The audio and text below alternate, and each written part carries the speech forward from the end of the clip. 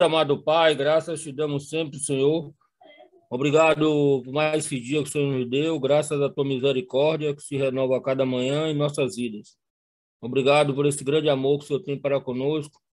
Perdoa os nossos pecados, ó Pai, tira de nós tudo que não é do Senhor, nos enche com teu Espírito Santo.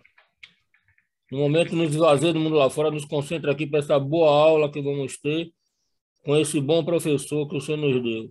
Enche o nosso professor do Espírito, que ele venha falar de acordo com a Bíblia. Assim temos certeza que o seu nome é honrado e glorificado sempre. É o nosso objetivo. Ó Pai, desde já obrigado pela minha mãe que retornou para casa e cuida de todos esses nossos enfermos, Jeane, Rafael, todas essas pessoas que estão necessitando dos seus auxílios. Obrigado por cada um que se faz presente. Lembra os que não estão presentes para entrar. Estamos aqui no aguardo.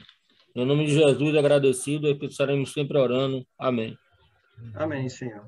Obrigado, Renato. Obrigado a todos os irmãos. A gente, nessa ausência do Enio, né? Nessa quinta, hoje, na próxima, aí eu vou tentar fazer a abordagem dentro do texto lá de Lucas, que a gente parou lá no capítulo 12, versículo 45. Mas eu gostaria de pegar um apanhado... Não, Sandro, foi 11h45, mano. Desculpa, 11h45. Desculpa, Lica, desculpa. 11h45. Não, mano. É o que a gente vai começar hoje. Eu marquei aqui e falei errado, mas tudo bem. Aí, a gente vai fazer um rápido apanhado, porque ao preparar para hoje, eu vi uns detalhes bem interessantes no decorrer das aulas passadas, né? Da aula anterior que ele abordou, e uma palavrinha muito importante que o Enio sempre vem trabalhando, né? Seja estudando Atos, seja estudando Tiago, Mateus, Efésios, Filipenses, Apocalipse, a gente vai ver que ele sempre, quando está ensinando o contexto, e ele diz que aquilo que a gente absorve não é só para ficar guardado, mas é para fazer o quê? Para praticar. E um ponto que vai ressaltar aqui no texto de Lucas, capítulo 11, é justamente isso.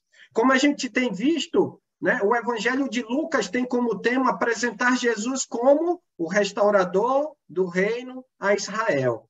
E aqueles que são acrescentados, né, que se permitem ser restaurados pela palavra, pela obediência à palavra, agora passam com o reino, né, restaurado, passam a ser aqueles que são propagadores do reino a Israel. E nós vamos observar, né, como vimos na aula passada e vamos olhar hoje, que a palavra praticidade ou prática, ela é muito importante para aqueles que fazem parte do quê? Do reino restaurado. Naquele contexto lá do capítulo 11, versículo 14, quando Jesus está expulsando, né, ele aborda lá, expelindo o demônio que era mudo, no finalzinho, ele finaliza suas palavras lá no versículo 11, capítulo 11, versículo 26. Então vai e leva consigo outros 7 espíritos piores do que ele, e entrando habitam ali, e o último estado daquele homem se torna pior do que o primeiro.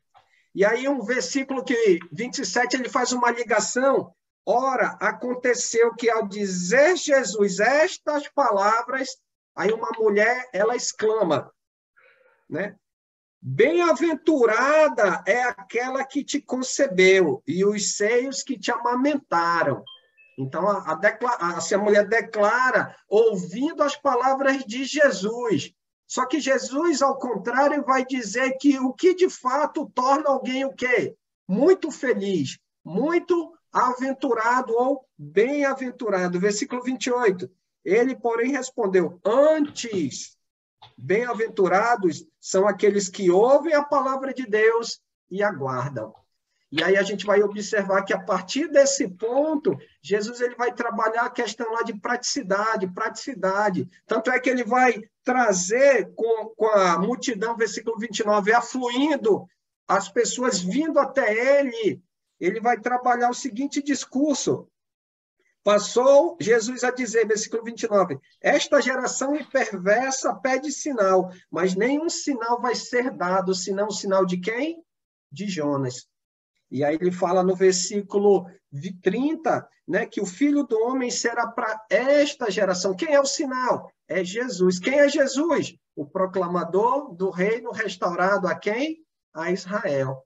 E aí um ponto que a gente vai observar sobre a importância da praticidade é quando ele vai citar 2 exemplos da rainha de Sabá, que foi visitar Salomão na época lá do Império antes da divisão, né, que era um reino só, o reino de Israel, antes da divisão. E também ele vai citar o exemplo dos ninivitas, né, dos habitantes de Nínive que ouviram a mensagem de quem? Ouviram a mensagem de Jonas. E aí, para a rainha do sul, ele diz, olha, a rainha do sul se levantará no juízo com os homens dessa geração e os condenará, porque veio dos confins da terra para ouvir a sabedoria de quem? A sabedoria de Salomão. E olha o que me chamou a atenção, versículo 31 no final. Boa noite, irmãos. Oi, Dona Maria, boa noite. E olha o que Jesus diz. Eis aqui quem é maior que Salomão. Quem é mais sábio, Jesus ou Salomão? A quem as pessoas devem ouvir? A Jesus. A quem as pessoas devem devotar a sua atenção? A quem as pessoas precisam estar com o coração e a mente aberta para ouvir a palavra? A Jesus. E quem é Jesus no contexto de Lucas? O proclamador, né? Aquele que vai fazer o quê? Ele vai estabelecer, ele vai restaurar o reino a Israel. Versículo 32 também fala a mesma coisa. Os ninivitas se arrependeram, né? Mediante a pregação de quem? De Jonas. E Jonas, com toda aquela sua relutância de ir, não ir, vai, né? E Deus move a natureza para trazê-lo de volta, para que ele leve a pregação. E o ponto que a gente pode entender que os ninivitas, diante da pregação anunciada por Jonas, o que eles fizeram? Eles se arrependeram. Eles se arrependeram. E olha o detalhe, versículo 32. Eis aqui, né, quem é maior que Jonas. Se pela imperfeição, pela relutância, Jonas levou a mensagem e as pessoas se arrependeram, imagine de que forma precisamos estar postados diante da mensagem trazida por quem? Por Jesus. Então, isso mostra que os homens precisam, de fato, refletir. Então, por aí a gente já começa a ver o quê? A praticidade, seja da sabedoria, seja de levar as pessoas que estão ouvindo a palavra, o ensino, a sabedoria de Jesus, levar as pessoas ao quê? Ao arrependimento, à mudança, à transformação. Ou, usando uma palavra-chave aqui no contexto de Lucas, a restauração. E aí ele entra na parte da candeia e aí ele intensifica ainda mais quando ele diz no 33, olha, ninguém pode pegar uma candeia, né, acender uma candeia e colocar num lugar escondido. Por quê? Porque ela não vai ter propósito. Ninguém pode ouvir o ensino e a sabedoria de Jesus vivendo o contrário da vontade de Deus sem ser conduzido ou sem ponderar a palavra para que ela leve ele ao quê? Ao arrependimento, à mudança, à questão prática.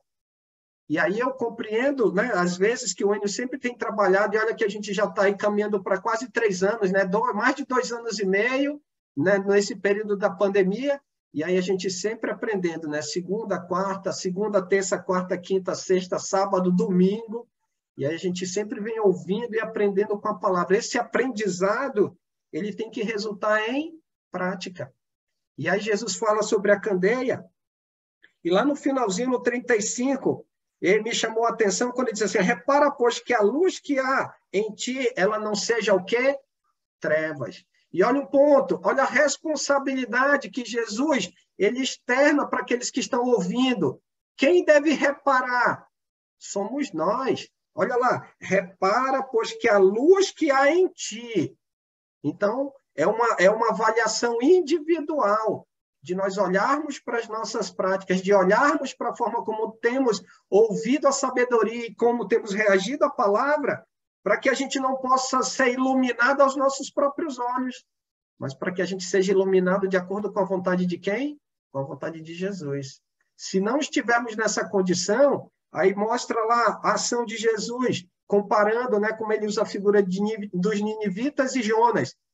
Se as pessoas ouviram Jonas e se arrependeram, Quem é que está pregando nesse momento, trazendo a palavra para nós aqui é Lucas, mas ele está relatando a respeito de quem? A respeito de Jesus. E eu e você hoje, né, estamos ouvindo aquele que é maior do que Jonas. Então, se estamos numa condição que ainda é contrária à vontade de Deus, precisamos fazer o quê? Nos permitirmos ser movidos pelo arrependimento, pela mudança, pelo obedecer ou pela prática do quê? Da palavra. E aí, como ele finaliza no 36, diz, olha, se portanto todo o teu corpo for luminoso, sem qualquer parte trevas, será todo resplandecente como uma candeia, ou seja, vai cumprir o objetivo. E aí, entra a parte do fariseu, vai convidar Jesus para o quê? Para um almoço, né? Para uma refeição, desculpem. E ele vai convidar o homem, vai convidar Jesus para uma refeição. E o que vai mais chamar a atenção do homem é o fato que Jesus ele não se lavou antes de comer. E aí que está um ponto, porque a praticidade dos fariseus, dos líderes judaicos, estava naquilo que eles viam, não aquilo que estava onde? No interior. Lembra lá? Jesus, quando ele trabalha em Marcos, que ele diz que não é o que entra pela boca o que vai fazer a diferença, mas aquilo que sai, porque o coração do homem procede tudo aquilo que é mal. Porque as condições do homem no seu interior são o quê? Justamente que levam ele a pecar, que o conduzem, que direcionam as suas atitudes.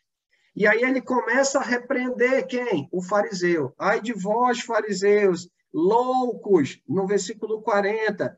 Mas ai de vós, fariseus, porque dai dízimo do hortelã, porque vocês desprezam a justiça e o amor. Ai de vós, fariseus, 43, porque gostais das primeiras cadeiras, gostam do lugar de honra. Então, isso mostra que eles estavam buscando a justiça aos seus próprios olhos, e não de acordo com a vontade de Deus. Por quê? O que faltava para esses homens? Trabalhando esse contexto aqui, praticidade da palavra. E aí, um ponto para a gente entrar no nosso texto hoje, no 45, é que um intérprete da lei, depois de ter ouvido tudo isso, lembrando, aqui, isso provavelmente está acontecendo na casa, né? Apesar do texto não dizer, mas se eles estão comendo, provavelmente eles estão na casa do fariseu, já que foi ele que convidou. Isso, uma evidência dentro do texto que me leva a isso, é lá no 53, no início, quando ele diz assim, saindo Jesus dali. Então, eles estavam reunidos num determinado lugar. Provavelmente na casa de quem? Na casa do fariseu. E lá na casa do fariseu, quem é que estava? Um intérprete da lei. E aí, ele fala as seguintes palavras. Vamos ler. Alguém pode ler para a gente do 45 ao 52? Por favor. Posso ler? Um dos peritos na lei lhe respondeu, mestre, quando dizes essas coisas, insultas também a nós.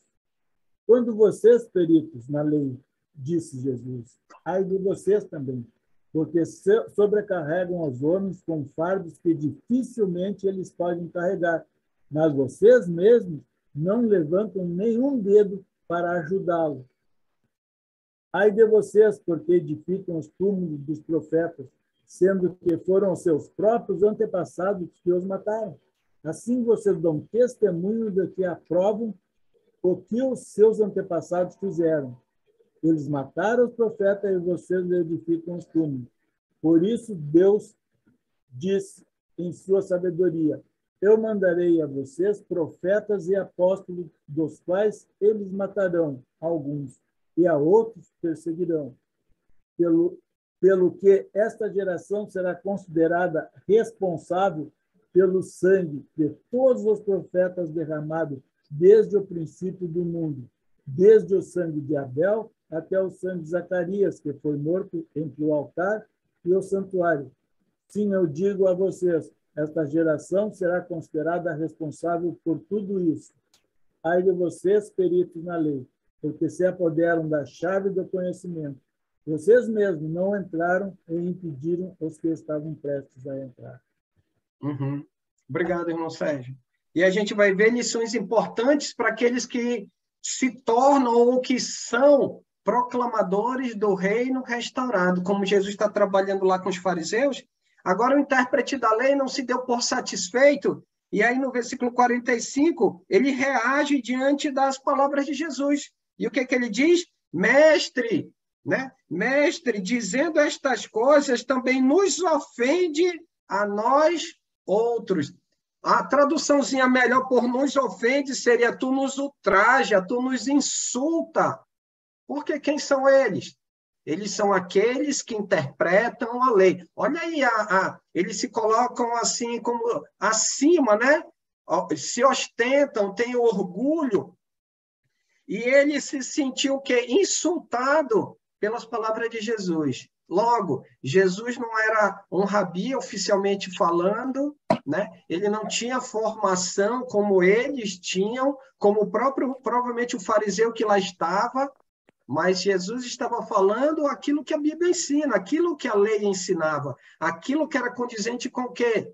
Com o que ele via. Por exemplo, os fariseus, antes do intérprete, conhecem a lei, mas eles praticam a lei? Não. Deus, ele fala, Deus, ele ensina, mas eles não fazem. Tanto é que Jesus diz para eles, ai de vós. E o que ele vai fazer? Junto aos intérpretes da lei, ele vai, por meio desse, trabalhar também no contexto geral de quem? Dos outros intérpretes. Quando ele diz assim, mas ele respondeu, ai de vós, intérprete da lei. Por quê? Porque sobrecarregais os homens com fardos superiores às suas forças. Qual é a ideia que Jesus está trabalhando aqui com os intérpretes da lei quando você ouve? Porque sobrecarregais. De que forma esses homens sobrecarregavam o povo em relação aos ensinos? Alguém gostaria de contribuir? Como a gente pode visualizar isso? Será de que forma eles faziam essa sobrecarga? Lembrando quem é que Jesus está falando para quem? Para o intérprete. O povo, em geral, conhecia a lei profundamente? Não. Fez uma pergunta, não irmão? Conhecia. Hã? É uma pergunta ou uma... Isso. Como assim, no seu ver, como é que esses homens, os intérpretes, eles sobrecarregavam, né, as pessoas, o próprio povo, por meio da lei? Eles exigiam, né, o cumprimento da lei, que era impossível, e também eles mesmos extrapolavam a né? lei, exigindo o cumprimento de costumes. De costumes. Muitas vezes, nós, hoje em dia, também pecamos nisso. Um exemplo comum que eu posso dar, que há pouco tempo eu estava conversando com Josué, quando nós colocamos doutrina, exigências que não estão na doutrina. A gente acrescenta coisas, interpretações, tipo assim, os homens não podem ter cabelo comprido, as mulheres não podem cortar o cabelo, as mulheres não podem usar calça, usam costumes que era do Velho Testamento, lá da velha lei, da tradição da costumes da cidade, Corinto, por exemplo, exigem hoje como não vai ser salvo se não fizer isso. E outras coisas mais que acontecem. Então, é assim que agiam os fariseus. Opa, obrigado. Desculpa, Giovanni, te interromper. Desculpa. Pode falar. Não, assim que agiam os fariseus, né? A senhora queria falar, irmã Maria Helena? Eu estava falando aqui com meu marido, desculpe, não, tranquilo. Não, mas eu acho que também eles exigiam assim o pagamento tinha que comprar os bichos lá, tinha que fazer as oferendas, não só o cumprimento da lei que eles exigiam e não faziam, mas também a compra de animais e não sei o que para fazer lá. Não existia isso também, irmão Giovanni? Sim. O próprio comércio que tinha no templo, né, que gerava recurso financeiro para o sinédrio, né? Mas um ponto também que me chama a atenção é Jesus enfatizando o procedimento deles em relação ao povo. A gente vai ver dois tipos de prática. A prática deles ao colocar a carga sobre o povo e a prática da lei sobre eles mesmos. Né? A prática da lei sobre o povo. Como é que eu poderia exemplificar? É como se, por exemplo, eles pegassem aqui a lei E aí eles começassem a fazer as interpretações. E aí as interpretações iam aumentando a carga. E aí aumentando um excedente, né, de explicações para justamente fazer com que o povo tivesse peso, como Jesus mesmo coloca o termo, fardos superiores às suas forças. A preocupação deles não era esclarecer o povo. A preocupação deles era encher cada vez mais de explicações, de regras, de legalismo, pegando lá a forma como o Giovanni colocou, trabalhando a ideia do legalismo, né? Eles vão trabalhar o legalismo, e aí vão acrescentando. Sobrecarregar. Isso. Por isso que Jesus usa o termo aqui, ó, porque sobrecarregai os homens. Quem são os homens? O povo. Eles sobrecarregavam o povo. No entanto, no versículo 46, lá no final, no entanto, qual era o procedimento deles em relação à lei? Versículo 46, lá no finalzinho, Jesus fala, mas vós mesmos... Não levanta um dedo, uma mão para ajudar, né? Não ajuda. Um dedo. Não faz nada para ajudar. Não faz nada. Sabe por quê? Porque eles conheciam a lei. Por exemplo, se a lei dissesse não pode carregar tal coisa, não pode carregar nada no sábado. E aí as interpretações diziam, ó, não pode carregar com a mão, com isso, com aquilo e com aquilo outro. A lei deixava claro. O que a lei não falava, o que eles faziam? Eles acrescentavam. Então, é como se eles criassem brechas dentro da lei, por meio das interpretações. Para o povo, não pode fazer nada. Mas eles, pela interpretação que eles se colocavam, eles aliviavam para que, como o próprio Jesus diz, eles, com o dedo, eles não pudessem fazer força com o dedo. Eles colocavam o peso sobre o povo, mas eles mesmos não faziam esforço nenhum para poder o quê? Para poder fazer... Aliviar. Justamente. Diga, Nivalda. Ô, professor, só para a gente incrementar aí o pirão, lá em Mateus 23, Jesus, ele censura os escribas e os fariseus, né? E ele fala aqui no 23 do 3, ele fala assim, ó, fazei e guardai, pois tudo quanto ele vos disse, porém, não os imiteis as suas obras, porque dizem e não fazem, né? Então, assim, Jesus já vem dando, sempre falando para eles, ai de vós, escribas e fariseus, seus hipócritas, né? Porque fecharam o reino do céu. Então, Jesus vai sempre alertando. Então, assim, às vezes é fácil você falar, eu vi aquilo lá, faz o que eu faço, mas não faz, faz o que eu digo, mas não faz o que eu faço, né? Então, é hipocrisia danada, porque você vai lá, você coloca uma lei, você faz a sua lei, quer redigir para o povo para seguir, só que ninguém consegue fazer. Então, ele vai dando esse aviso aqui. Aí, depois que quiser dar uma olhadinha lá em Mateus 23, e ele vai falar, né? Várias advertências que Jesus vai dando para o povo, né? E os escribas e os fariseus costumavam sempre querendo... Isso. Uhum.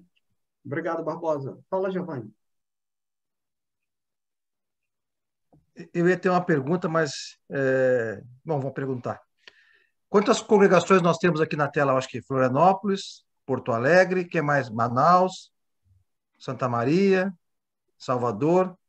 Eu tenho muita curiosidade em conhecer, pegar exemplos bons e compartilhar com os irmãos. Nós, inclusive a gente fala muito de Hebreus 10, 25, né? Não deixemos de congregar. Há congregações preocupadas não só em alertar, dizer como é que é o mandamento, mas em ter um relatório ali, ó, Giovanni não veio hoje, Giovanni, Nivaldo, alguém ligando para o Giovanni, não só dizer para ele que ele deve congregar, mas por que não veio? Faltou passagem? O que houve? Há essa preocupação nas congregações? Aqui na congregação, no centro, a gente tem um ministério de benevolência, né? E além por exemplo, de ajudar em relação à questão de alimento, tem um caixa, né? Por exemplo, quando o irmão chega, quando tem alguma necessidade em relação à questão de finança, remédio, a irmã que administra, ela tem lá um recurso para poder ajudar nessas questões. né? Em relação àquilo que você falou, na parte de finanças, né? Por exemplo, passagem de Eu dei um ônibus, exemplo alguma da coisa. passagem só, mas eu falei em relação Isso. a faltas. Existe, com todo o coração, existe uma preocupação, e não só como o fariseu dizer, olha, vocês têm que congregar, mas Uhum. existe uma preocupação em ter uma chamada ali. Giovanni não veio. Giovanni, tudo bem que tu tá? Faltaste o culto hoje. Está com algum problema? Nivaldo, faltaste o culto hoje. Alessandro, existe isso nas congregações? Não, provavelmente não. Sabe por que que não, Giovanni? Olha o que acontece. Nós aqui tínhamos hábito, eu vim do Guanabara, e no Guanabara tinha uma lista de presença. Então sempre tinha um irmão que estava ali marcando quem estava, quem não estava. A gente já conhece já as cadeiras que os irmãos sentem e tal. E teve um irmão que ele começou a ter um momento de falta. Faltou mais ou menos uns 2 meses, mais ou menos. Não vinha a reunião da igreja. E aí, nós vamos ligar para ele, para saber como é que ele está, Gabriel. Aí eu lembro que o Alan ligou para ele. Aí, olha a resposta que ele deu para o Alan. Eu devo alguma coisa para você? Rapaz, aquilo foi chocante para nós. Porque às vezes assim, ó, nós estamos com os irmãos através da pandemia que se afastaram. E lembra que eu falei que eu fui tentar reverter, tentar um momento de oração com os irmãos, ir lá na casa deles, mesmo me atender na porta. O irmão nem me atendeu, lá da janela, mal veio buscar o bolo, que eu fui levar um bolinho lá para a gente tomar um café da tarde. Então, assim, é complicado, porque quando você fica pegando o pé do irmão, você fala assim, eu devo alguma coisa? O que está acontecendo? Às vezes tem que perguntar para o irmão, não estou te cobrando. É que você faz falta no corpo do Senhor, né? Nós precisamos ter isso aí. Por que a pessoa não veio? Olha, eu não vim porque eu trabalhei, porque eu tive doente e tal. Então, assim, mas quando você começa não a pegar no pé, a se preocupar com esses irmãos, alguns são até meio taxativos e falam, eu estou devendo alguma coisa? Eu venho se eu quiser. Então, é muito complicado, Giovanni. É muito complicado. Eu compreendo isso, mas eu me autoanálise, autocrítica, quando eu mesmo já fiz várias mensagens citando Hebreus 10:25, mas eu, Giovanni, quando eu exorto para se congregar, Giovanni, eu tenho a preocupação em saber o porquê que não estão vindo. Vai ter essas respostas, irmão Nivaldo, mas a gente fez a nossa parte, né? Parte bíblica. Se o irmão não fez a dele em receber com amor, a gente dá com amor, tudo bem. Eu vou citar aqui 3 pessoas que eu estou sentindo falta nos estudos. Eu não tenho intimidade, mandei mensagens, 4, não me responderam. Um é o Pedro Santos, estava seguidamente no estudo. Não estou julgando, irmãos. Estou preocupado porque do afastamento. E nós temos, com amor, edificar os outros e encorajar. Pedro Santos, o Peterson, o Marcos de Sinharém. Eu mando mensagens, alguns respondem, outros não. Tem um nome que eu me esqueci, e vocês vão lembrar, um calvo como eu, que ganhou, que a esposa estava grávida, pegou Covid, eu esqueci o nome dele. Ele ganhou o nenê, desde que ganhou o nenê, não participou mais de estudos. Sabe o nome? É o Anderson. Isto. Então, essa preocupação a gente tem que ter com amor, com carinho, de não sermos fariseus, só cobrar a lei, mas também o amor, saber o porquê que não estão cumprindo. Então, é só... Assim como eu falei também no estudo do Sobral, Ricardo Sobral, nós somos família mesmo? Nós estamos nos comportando como família? Como Cristo ensinou no Novo Testamento? Amor ao próximo, amor como família? É só... E essas indagações são importantes, né, Giovanni?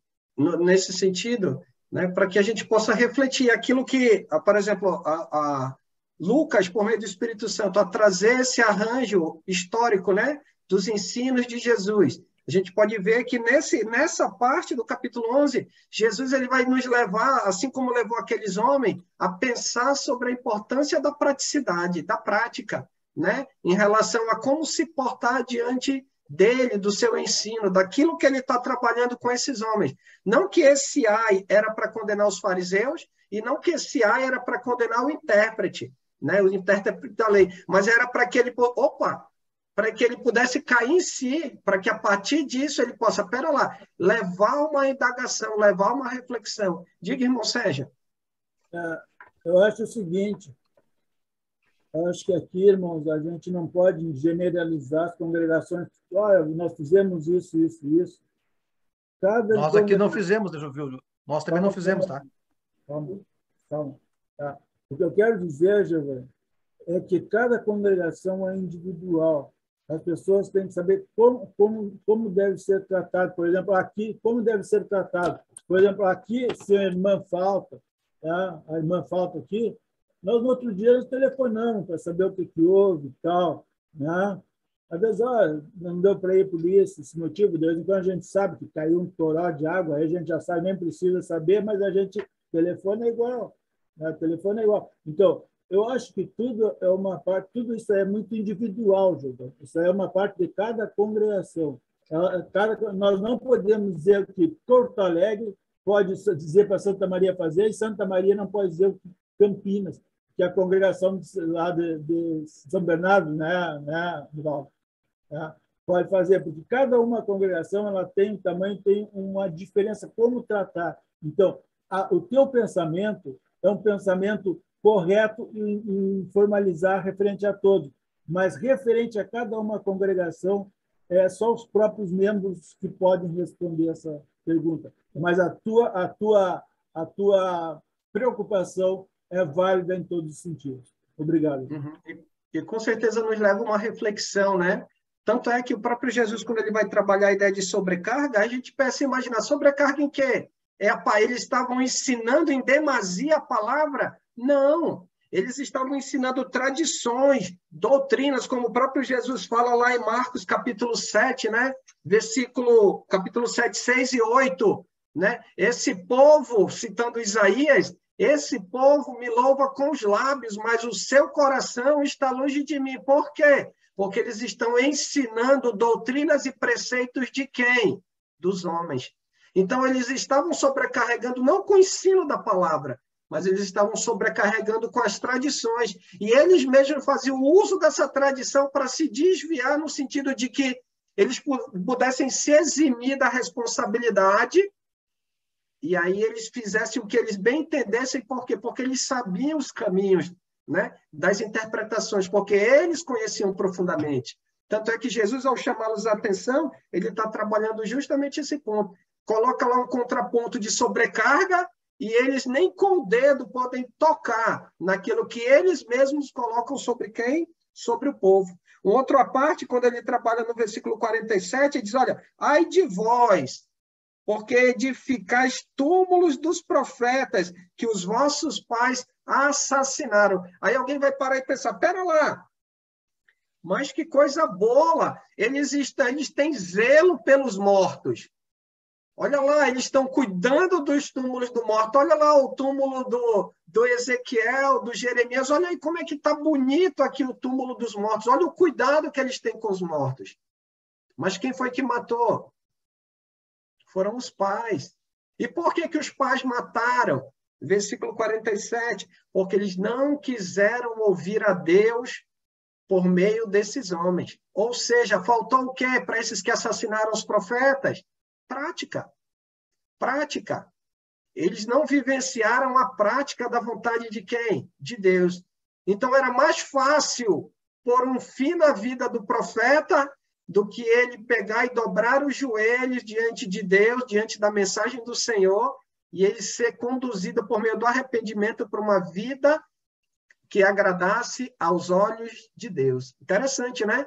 Jesus, ele citando isso, quando ele fala, então, olha, ai de vós, porque vocês edificam. O que é mais fácil? Honrar nossos pais quando eles estão mortos, depois de mortos ou em vida? Jesus está trabalhando essas questões para os profetas. Eles estão honrando em vida, porque esses homens mesmos que estão edificando, eles estão ouvindo a proclamação, eles estão ouvindo o estabelecimento do reino restaurado que está sendo feito por Jesus? Não. Eles estão ouvindo os profetas? Não. Aí você para e pergunta, por que, Sandro, eles não estão ouvindo os profetas? Porque eles não estão ouvindo a Jesus. Lembra lá aquela cena de Mateus capítulo 17, da transfiguração? Jesus, ele fica transfigurado, aparece a figura de Elias e a figura de Moisés. Pedro todo empolgado, né? Olha, que bom, estamos aqui, vamos fazer uma tenda para cada um dos três. A nuvem vem e cobre. E o que Deus fala por meio da nuvem? Esse é o meu filho amado em quem me comprazo. A ele ouvi. A lei aponta para Jesus, os profetas apontam para Jesus. Se eles não ouvirem a lei nem os profetas, eles não vão ouvir a quem? A Jesus. Eles vão enfeitar as sepulturas, mas não estarão colocando de maneira prática o quê? A vontade de Deus. Ou seja, para aqueles discípulos que estão ouvindo a palavra de Jesus naquele momento que Jesus está falando, e para nós que fazemos parte do reino, precisamos entender que a honra que eu e você precisamos dar a Jesus, a maior, como diz a minha mãe, o meu filho, né? O maior presente que você pode me dar é a sua obediência.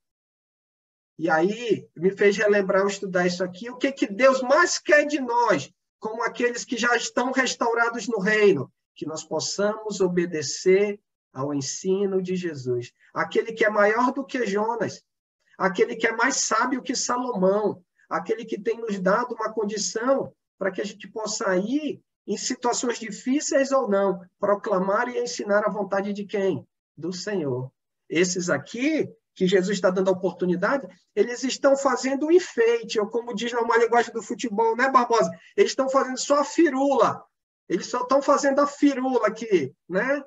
Aquele H na hora de jogar bola, que é só... Mas, na realidade, não é isso que agrada a Deus. O que agrada a Deus, de fato, é ouvir e obedecer àquele que ele enviou, ou seja, o restaurador do reino de Israel, ou seja, Jesus. E olha só, um ponto que a gente pode observar no 48. Assim, pois, sois testemunhas e aprovais com cumplicidade as obras dos vossos pais. Por que eles são cúmplices e eles aprovaram? Porque eles continuam se postando da mesma forma que os seus pais. Continuam não ouvindo aos profetas, continuam não ouvindo a Deus. Eles escutam mais a tradição, os costumes, as interpretações, os mandamentos que eles mesmos criaram com o decorrer da história, do que, de fato, ouvir a vontade de quem? Do Senhor. E aí Jesus, ao relatar isso para eles, diz que eles estão aprovando, que eles são cúmplices, porque eles mataram os profetas e vós estão edificando os túmulos. Então, o pai matou e os filhos estão fazendo o quê? Estão escondendo o corpo num túmulo aqui para dizer, viu como a gente honra eles aqui? Olha aqui, chega, brilha aqui ao túmulo dos profetas. Mas, na realidade, eles não estão honrando os profetas, porque eles não estão obedecendo a quem? A Deus. E um detalhe que Jesus vai expressar no versículo 49, e olha só uma promessa, no sentido assim, uma revelação que ele dá a eles futura. Quando ele diz no 49, por isso também disse a sabedoria de Deus, enviar-lhe-eis, olha lá, passado, presente ou futuro? Futuro. Ele vai enviar o quê? Profetas e apóstolos. Não, mas foi só os nossos pais que perseguiram. A gente não persegue, a gente honra os profetas mortos. Mas é isso que vai acontecer? Vai acontecer de uma maneira diferente? Não. Olha o que Deus diz, por meio de Jesus. Por isso também, em versículo 49, no finalzinho. E alguns deles matarão, e a outros perseguirão. Pelo fato de eles não ouvirem a Deus por meio dos profetas, ao seguir as tradições e os preceitos dos homens, o que eles vão fazer? A mesma coisa dos seus pais. Se eu e você agirmos com legalismo, a gente vai agir que nem esses homens. Vamos ignorar a vontade de Deus e a gente vai fazer aquilo que estava na nossa cabeça. Quer ver um exemplo claro? Olha o que Paulo fez antes de conhecer o Evangelho.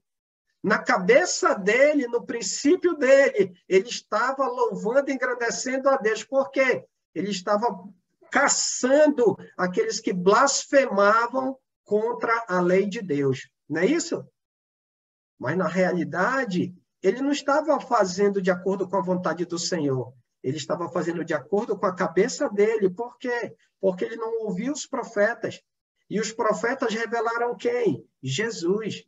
E Jesus, por meio do reino restaurado, levantou homens que estavam agora vivendo o ensino de Jesus e mudando, né, o contexto da velha aliança para um contexto ainda maior, que agora é a graça. Por isso que Jesus diz, olha, por isso também a sabedoria de Deus, né, diz que eles vão matar quem? Os profetas e apóstolos. Versículo 50. Para que desta geração se peçam o quê? Contas. Então, tipo, os pais mataram, os filhos vão fazer a mesma coisa. E o que Deus vai fazer? Deus vai pedir contas, o resultado. Isso não significa que esses homens não vão ter oportunidade. Eles estão tendo oportunidade. Assim como eu e você, como propagadores do reino de Israel, temos a oportunidade a cada vez que abrimos a tela para ouvirmos um irmão nos trazer a palavra de quem? Do Senhor. Como essa reflexão que o Giovanni trouxe, isso não é para, como diz os antigos, entrar pelo ouvido ou sair pelo outro, mas é para, no nosso coração, a gente levar essa reflexão e não só considerá-la, mas do que realmente colocar em prática, porque esse é o desejo de Deus. Esse é o desejo de Deus. Sabemos que durante toda a nossa vida não vamos ser extremamente perfeitos, mas precisamos dia a dia buscar ser o nosso melhor, para a honra e glória de quem? De Deus. Porque como propagadores do reino, como aqueles que realmente Deus tem transformado por meio da prática da sua palavra. E aí ele diz no versículo 50 que ele vai pedir contas. Contas em razão do quê? Por causa que eles derramaram, né, o sangue de quem? Dos profetas.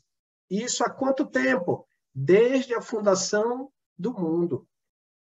Desde o sangue, versículo 51, desde o sangue de Abel até o sangue de Zacarias, que foi assassinado entre o altar e a casa de Deus, sim, eu vos afirmo, contas serão pedidas a esta geração. Imagina a cena, quando ele fala morto, né, entre o altar.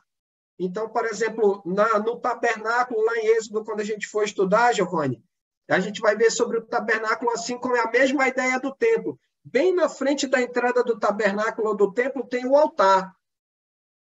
Então, ao mesmo altar que era sacrificado aqueles animais para aroma suave na presença de Deus, e antes da entrada, onde a presença de Deus se encontrava, olha só o tamanho da desonra. Eles assassinaram um profeta.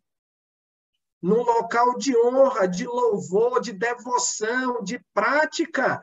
Eles foram lá e, não, vamos pelo menos tirar o corpo dele aqui, vamos tirar ele daqui. Porque, não, eles foram lá e fizeram o que Jesus está dizendo, mataram, derramaram sangue. Ele foi assassinado, como o próprio Jesus relata. Mas o ponto é, sim, eu vos afirmo, versículo 51 no finalzinho, contas serão pedidas a esta geração. Ou seja, se eles não se arrependerem, se eles não colocarem em prática, as ações deles serão o quê? Julgadas por Deus. Eles já estarão se condenando. Por quê? Porque eles não estarão ouvindo a quem? Aquele que veio para restaurá-los, ou seja, Jesus. Diga, Giovanni. Esse Zacarias é o sacerdote esposo de Isabel, pai de João Batista? Não, provavelmente não. Deve ser o Zacarias, o profeta, do último livro. Sim, mas lá não há nenhuma narrativa da morte dele. Só Jesus que narrou, né? Só Jesus que citou, né?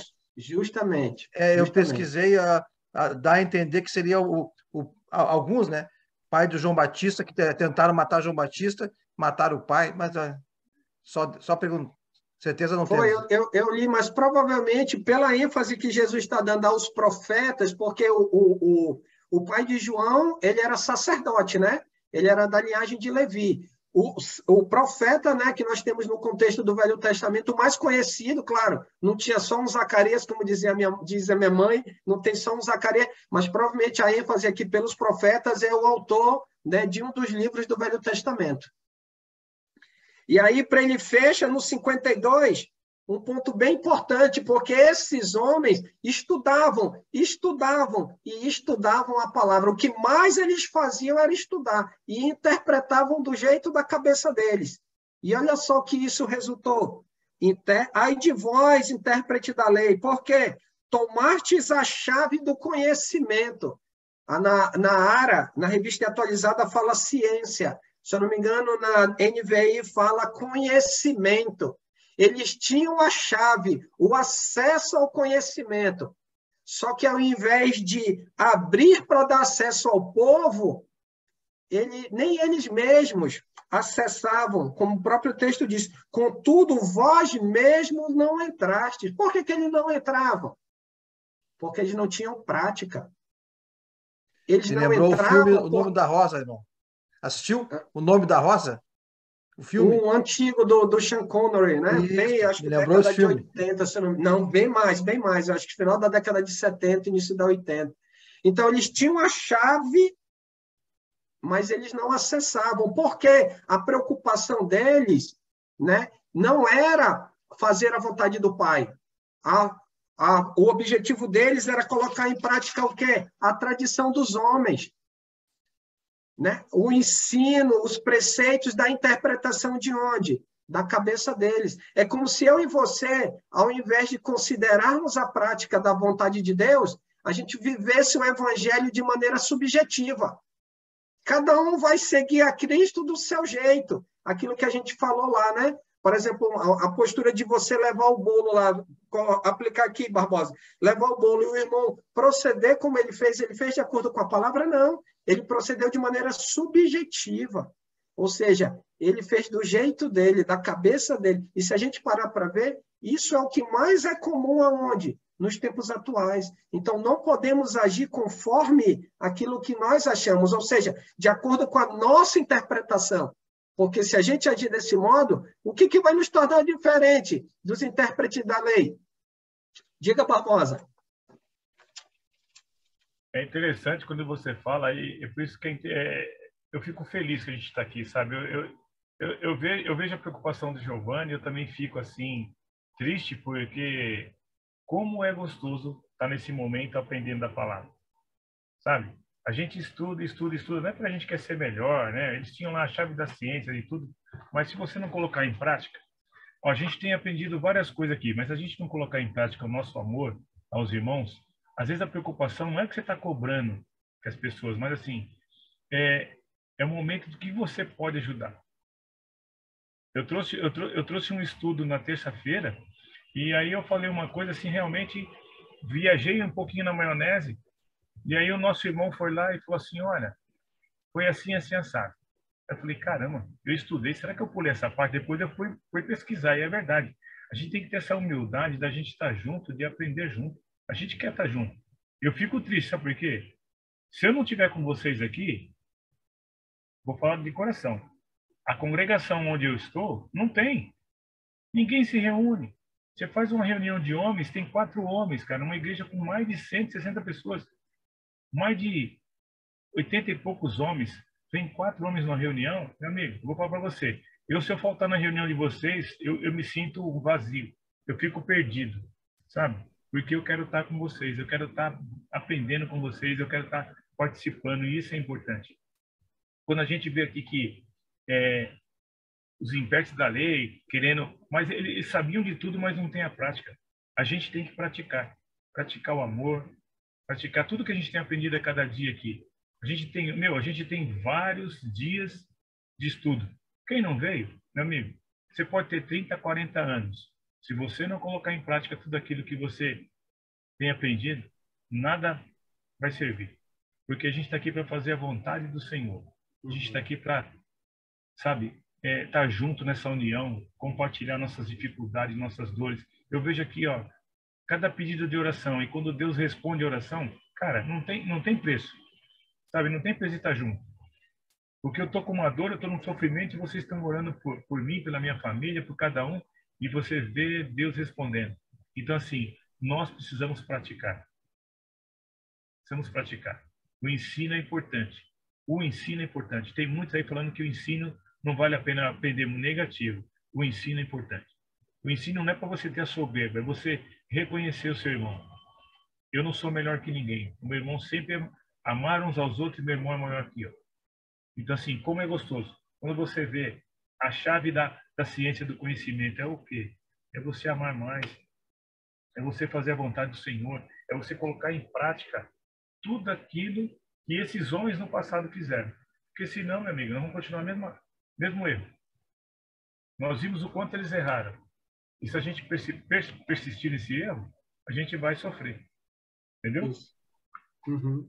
E um ponto importante, né? No caso deles, aqui no contexto, eram promessas físicas, né? No nosso contexto, são promessas eternas, espirituais, então a perda é ainda maior. Isso só nos dá responsabilidade para realmente levar a sério o compromisso, realmente refletir naquilo, né, que nós temos ouvido e aprendido e exercer o quê? A praticidade disso. Porque, como ele finaliza no versículo 52, tomastes a chave da ciência, ou seja, do conhecimento. Contudo, vós mesmos não entrastes e impediram os que estavam entrando. Não, não é desse jeito, não, não é desse jeito, não, a lei não é desse jeito, não, não, não, não, não, não, não, não. E aí, por causa disso, o que eles fizeram? Eles atrapalharam aqueles que estavam se caminhando. Estavam atrapalhando aqueles que estavam, né, no caminho. Tanto é que aí, eu lendo esse texto, eu lembrei aquela expressão usada por João Batista, quando ele está pregando no deserto, que ele diz, raça de víboras. Ali, João Batista, então, quer dizer, olha a postura que esses homens, assim, a ideia de venenoso, perigoso, olha o perigo que eles tinham um grande valor pelo conhecimento, apesar de eles viverem os preceitos e tradições, mas eles conheciam. Só que eles eram perigosos por quê? Porque, infelizmente, ao invés de levar a palavra para as pessoas, eles colocavam uma sobrecarga que não condizia com a palavra. Então, o peso, né, fazia com que as pessoas desistissem. Então, para que eu vou ser cristão? Né? Alguém hoje, trazendo para que se é isso, todo esse legalismo? Não. Tem que ouvir justamente a Jesus. Tirar essas questões e ouvir unicamente ao quê? A Jesus. Né? Antes de a gente finalizar, mais alguém gostaria de compartilhar algo da aula, um comentário? Temos alguns minutinhos antes de a gente finalizar. O irmão Renato esclareceu, colocou no chat ali a morte de Zacarias, onde está relatado 2 Crônicas, capítulo 24, versículos 20 e 21. Obrigado, Renato. Ô, Alessandro. Pode falar, mano. Eu estava na live hoje do Evangelho Sem Fronteira e eu estava falando para o irmão, né? Às vezes a gente fica tão preocupado de evangelizar, alcançar essas pessoas que a gente esquece de a gente se preparar e estar junto.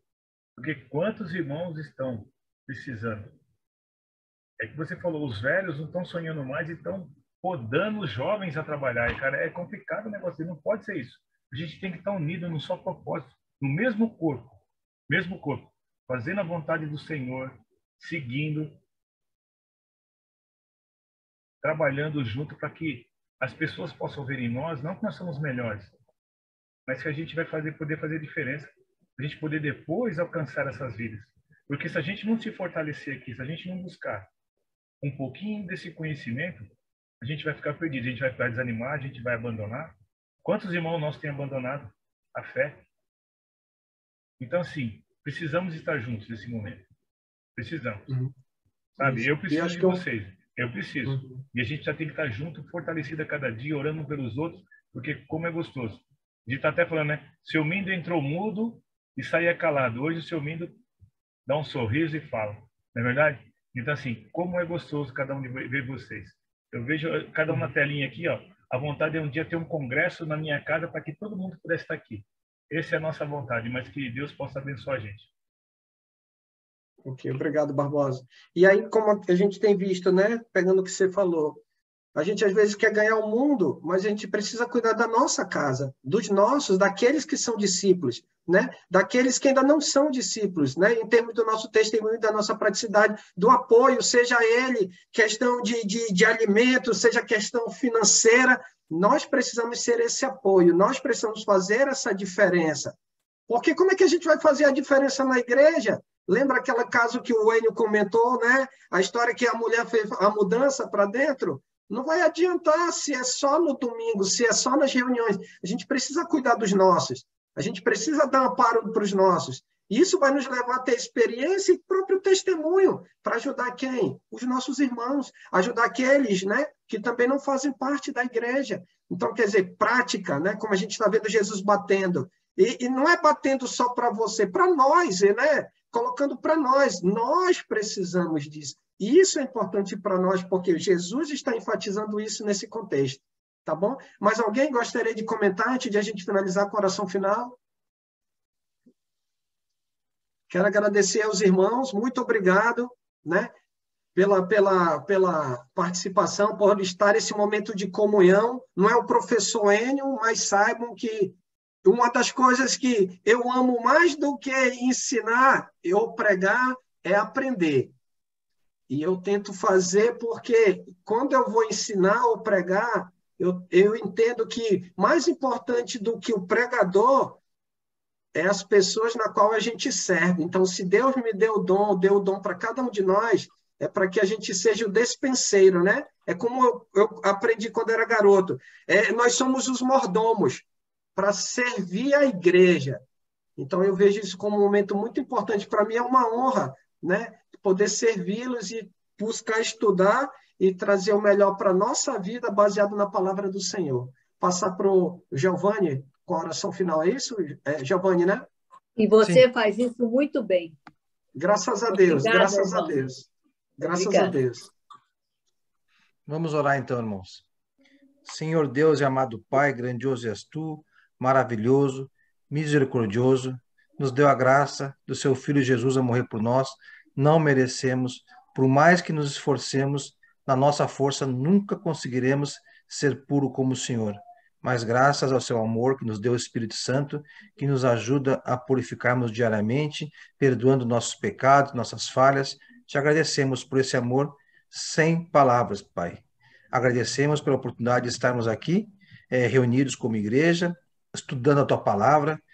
Nos faça sermos mais coração, mais misericordioso, nos afaste a mentalidade dos fariseus, onde só julgavam os outros e não cumpriam a palavra. Que possamos nós cumprir a palavra, nos esforçarmos e movemos o dedo, a mão, para compreender as falhas dos irmãos, os erros e ajudar nessa caminhada, pois todos nós erramos, somos falhos e pecamos.